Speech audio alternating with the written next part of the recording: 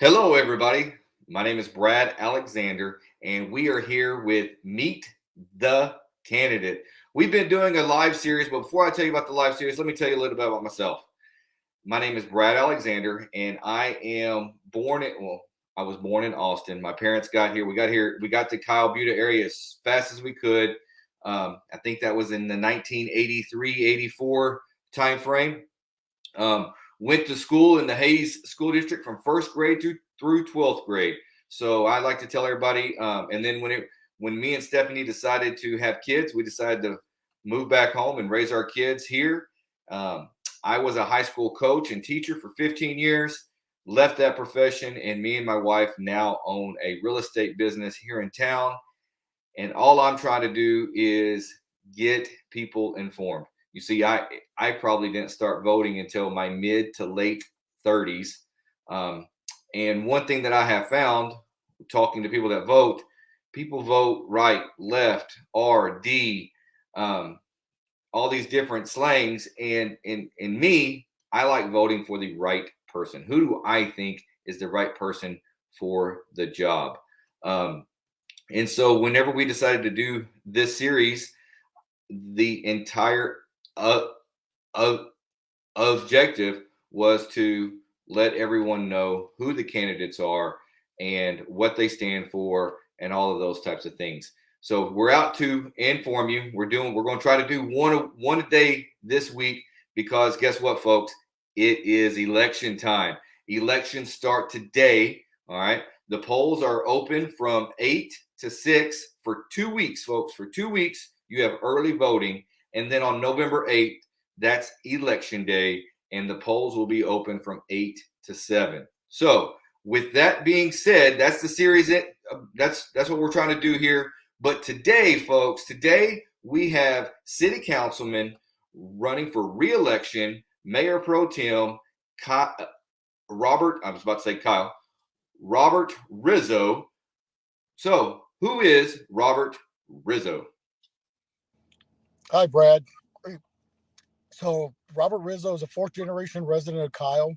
I have 3 decades of serving in the community. I started off coaching a lot of the youth sports, little league sports. I've coached boys and girls, baseball, softball, basketball, a little bit of everything.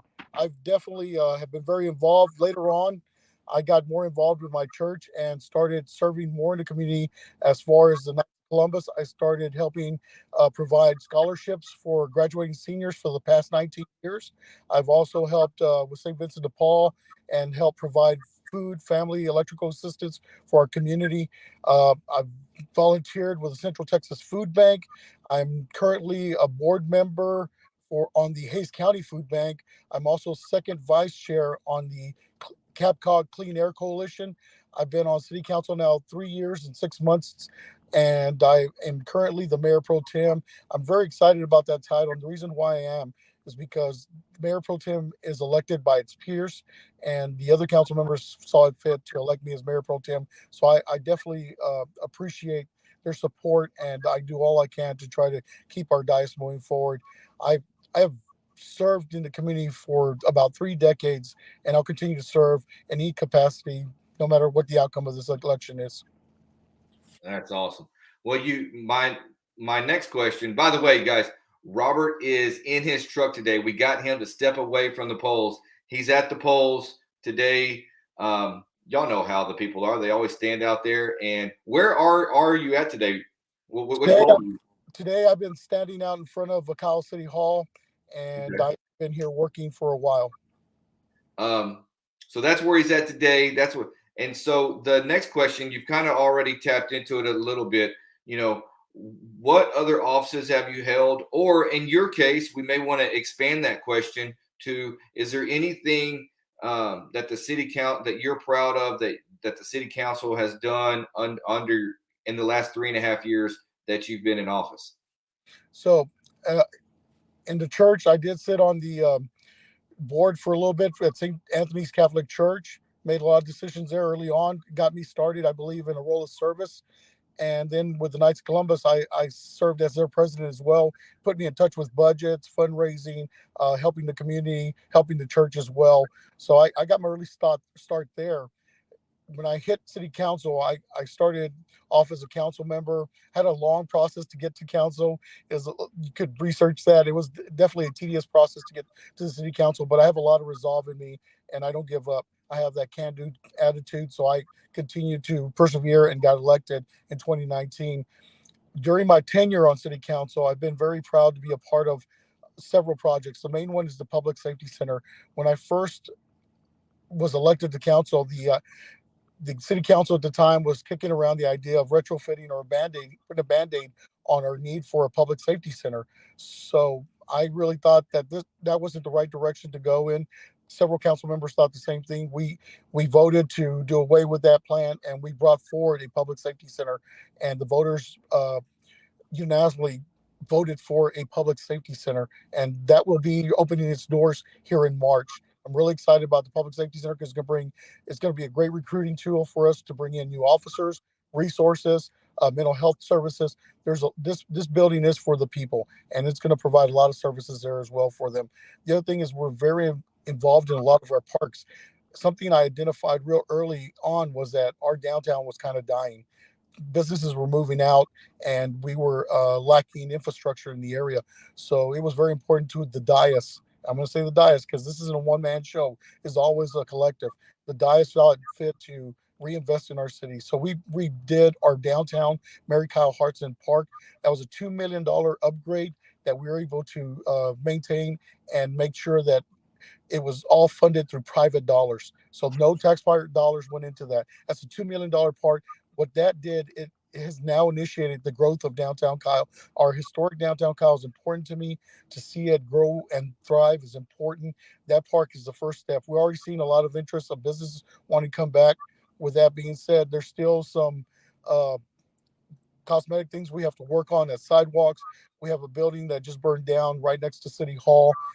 We have recently purchased half that building. We're working with the owner of the other half to make sure that we can bring up a structure there that's going to be beneficial to continue to bring that growth to downtown Kyle. We've acquired the 104 Burleson right across the old Krug House, and we are getting ready to start architecture plans for that building as well. We're going to re-energize our historic downtown area. I'm really looking forward to that.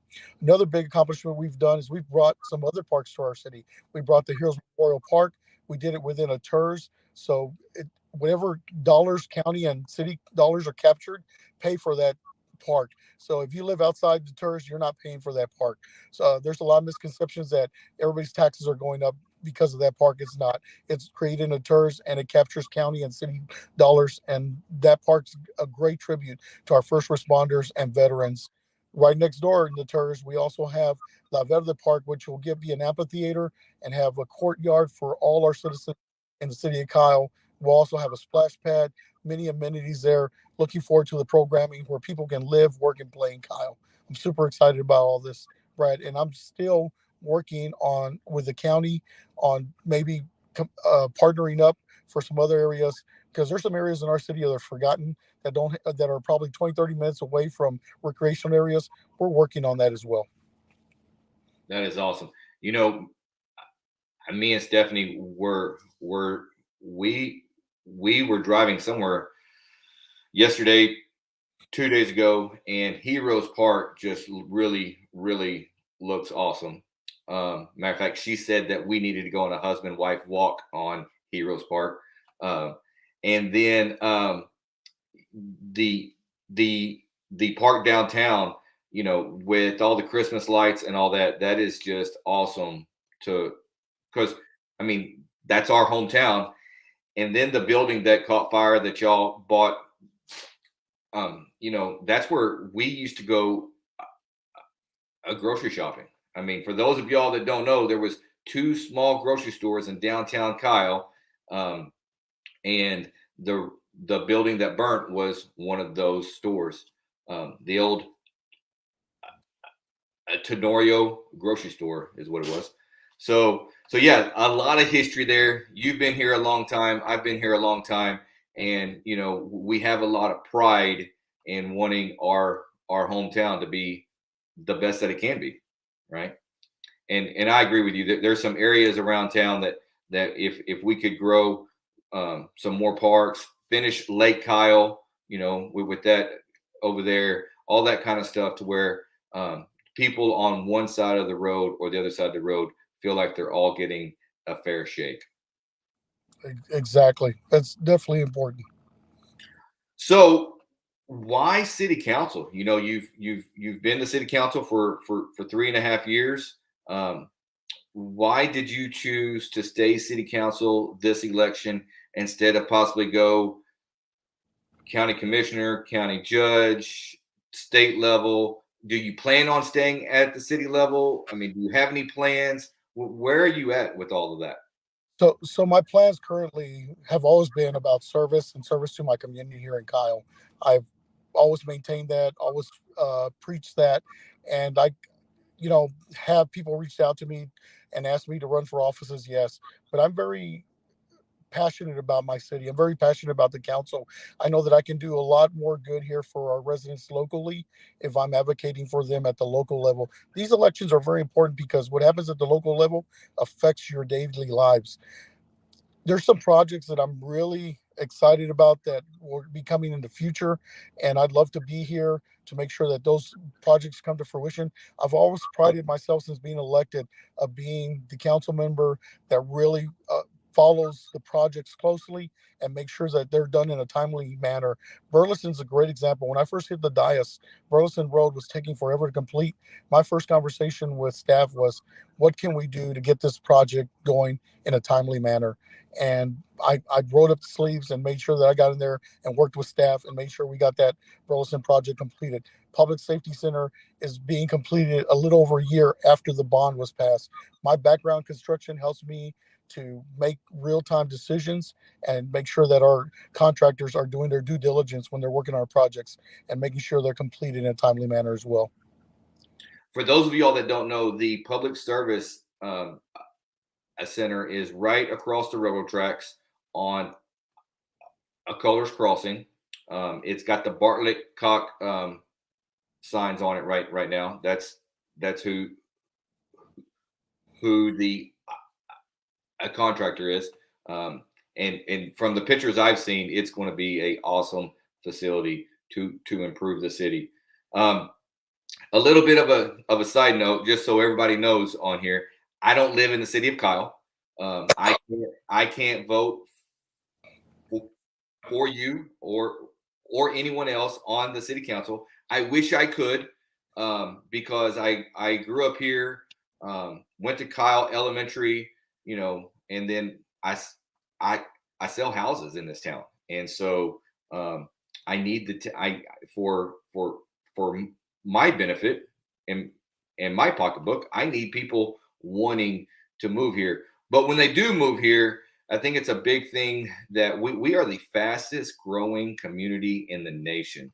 And so, infrastructure wise, water, roads, schools, all those things. I'm on the FBOC with the school district, and we talk about it all the time, And I know that we have a big road bond coming up. And, we need to make sure that we improve everything. And I'm sure that you agree, we need to make sure that we improve everything as we grow, because people aren't going to stop coming here. They love our town. The developers love our town. And so I'm a real big person on saying, let's do it. And not only that, I like the idea that I heard on the road bond that they're going to build one of the roads a little bit larger than what they really need right now, but they're building it for the future. And I think that's a great idea, because man, people are coming here in droves and they're not slowing down. And so my deal is why don't we just build it right the first time, instead of doing it small now, adding on to it. And so I commend y'all with the road bond, trying to get all that done. Definitely, Brad. It's very important to make sure we're 10 years behind in our infrastructure, getting the infrastructure in place. You touched on the water. We are now a part of the Iowa water system. We are bringing water in from the Carrizo Springs, should be done by 2004, and will be inundated by a flood of water here soon. But with that being said, we still need to be careful as a city. Who are we allowing to come in? High end water users is something we don't want to encouraged in the city of Kyle. So we still, with that influx of water that we have coming forward in early 2004, we're going to make sure that we preserve that water and we use that water efficiently, and make sure that we are doing all we can as a city to make sure that we don't have to go into these stage 2 and stage 3 water restrictions as we tie into the new Arwell water system. Awesome. Is there anything else that you would like to share with us about the election, where people can vote, any of those type of things? Is there anything else that you would like to share with our friends to see that why they should vote for you and how they can vote for? Yeah, so it's really simple. If you live within the city of Kyle, I am in a large seat, so that's everybody in the city of Kyle. Please come on out. City Hall, there's no lines here today. Tiny Arno building as well. Come on out. The reason I'm seeking re-election is because there's some projects that I haven't finished yet. Bringing amenities to the citizens of Kyle is very important to me. Right now, we're in need of a new public library. We're in need of a new senior center, which I have been a part of the architecture and some of the completion right now. We are working on a brand new senior center. We're hoping to bring that to fruition. Finding funding for that is important. Having a seasoned council member who understands this process is important. The citizens of Kyle have invested 3 years in me, and I'm going to continue to use what I've learned and what I can apply to the next 3 years. It usually takes a council member about a year and a half to really get his feet under him and understand the process and understand funding sources. We've already been through that process. I'm hoping now to give you another 3 years of great positive growth. So please remember Robert Rizo, especially on election day, November 8th. And I completely understand that a learning curve. I just took over the 4-H Booster Club president, and I'm still trying to figure out how everything's done. So there's definitely a curve in there. Well, folks, that is Robert Rizo. Once again, you can vote starting today. Like he said, if you live within the city of Kyle, go down to Kyle City Hall, and there's no lines for 2 weeks from 8 to 6. The polls will be open early voting, and then election day is November 8th, and polls will be open from 8 to 7 on those days. So all we're trying to do, folks, is get people out, let them know who they're voting for so that they can make a knowledgeable decision instead of just checking a box here or there. So everybody, please go out and vote. Take care of our hometown. And Robert, thank you so much for joining us today. Thank you, Brad. Have a great day. We'll see y'all next time. We'll see you at the polls, everyone.